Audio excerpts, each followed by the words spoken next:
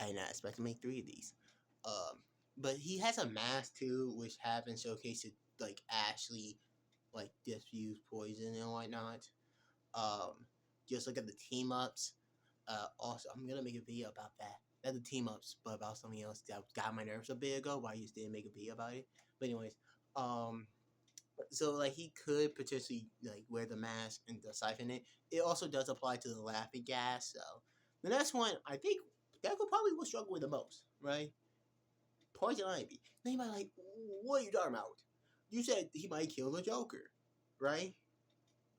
I know, but Poison Ivy actually is a very unique case where we actually do have a way more accurate comparison to her within My Hero Academia, being the fungi girl. And the fungi girl was literally shown to be able to grow like mushrooms inside someone's lungs. And within the series, that was a win con. Would that apply to Deku? Mask, once again. So if he has a mask on, probably not.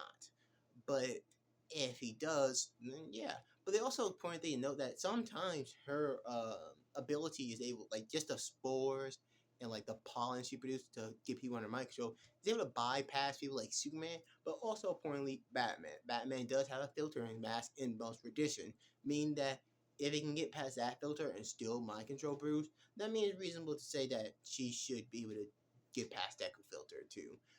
And then Superman, because of the fact that he can go through that stuff and Superman metabolism way faster, is also arguable that the same thing will happen with Deku.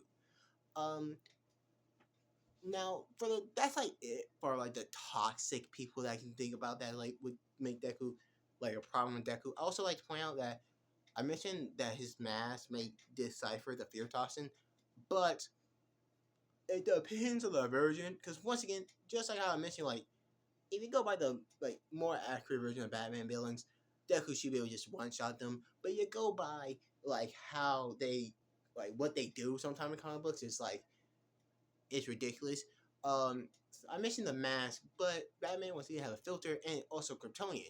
Kryptonians have been showcased to be susceptible to both the Joker gas, laughing gas, and the fear toxin. So it's not 1-to-1 per se that Deku would be immune to it to have with the mask on.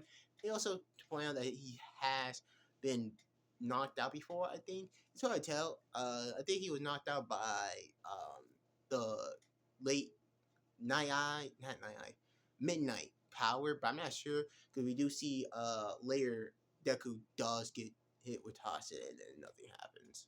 He just break through.